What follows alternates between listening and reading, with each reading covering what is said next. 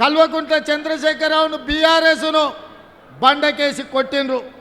100 మీటర్ల గోతి తీసి పాతి పెట్టింది మీరే కదా. మరి ఇవాళ నేను అడుగుతున్నా, ఢిల్లీలో ఉండే మోడీ, గజ్వెల్ ఫామ్ హౌస్లో ఉండే కేడి, వీళ్ళిద్దరు తోడు దొంగలు. వీళ్ళిద్దరు కలిసి గూడు పుటాని చేసి తోడు దొంగలే తెలంగాణ ప్రజల యొక్క హక్కులను కాలరాసి తెలంగాణకు తీరని అన్యాయం చేసింది.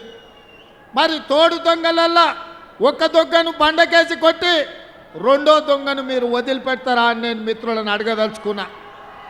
ఇవాళ ఇక్కడున్న కేడీకి మద్దతు పలికింది మోడీ కదా.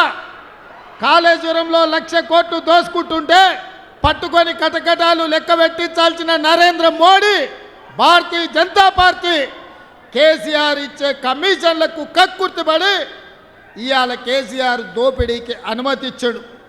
అదేవిధంగా పార్లమెంటులో ఎప్పుడు అవకాశం వచ్చినా, ఏ బిల్లు వచ్చినా రైతు వ్యతిరేక నల్ల చట్టాలు, నోట్ల రద్దు, జిఎస్టీ బిల్లు, ట్రిపుల్ తలాకు, 370 ఆర్టికల్ ఇలాంటి చట్టాలు ఏ వచ్చినా పార్లమెంటులో నరేంద్ర మోడీకి అండగా నిలబడి బీజేపీని గెలిపించింది బీఆర్ఎస్ ఎంపీలు కాదా, మీ స్థానికంగా ఉండే మాలోతు కవిత కాదా అని నేను అడుగుతున్నా. ఆ కవిత అయినా ఈ కవిత అయినా చంద్రశేఖరరావు తరపున నరేంద్ర మోడీకి ఓట్లు వేసిన వాళ్ళు చెయ్యెత్తిన వాళ్ళే కదా. ఇవాళ మళ్ళీ ఏ మొహం పెట్టుకొని ఓట్లు అడగడానికి వస్తురని నేను అడుగుతున్నా. తండ్రిని ఇంటికి పంపిర్రు, తండ్రి కథ అయిపోయింది, ఇక బిడ్డ వంతు వచ్చింది.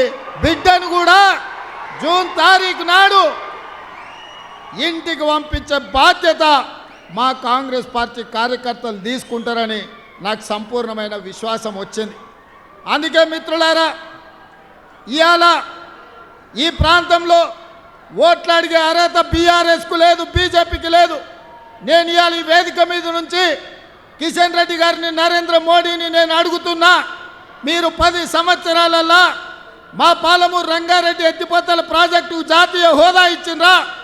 మా ఖమ్మం ప్రాంతంలో బయ్యారం, ఇల్లందు ప్రాంతంలో బయ్యారం ఉక్కు కర్మాగారం కట్టి ఈ ప్రాంతంలో ఉండే ఆదివాసీలను, లంబాడీలను వేలాది మంది ఉద్యోగాలు ఇవ్వాలని సోనియమ్మ మంజూరు చేస్తే 10 ఏళ్ళు మా బయ్యారం ఉక్కు కర్మాగారాన్ని పాతరేసింది మీరు కాదా? పడావు పెట్టింది మీరు కాదా? మా బయ్యారం ఉక్కు కర్మాగారాన్ని ఇవ్వని బీజేపీ దద్దమ్మలు మహబూబాబాద్లో ఓట్లు ఎట్లా అడుగుతారని చెప్పి నేను ఈ వేదిక మీద నుంచి ప్రశ్నిస్తున్నా.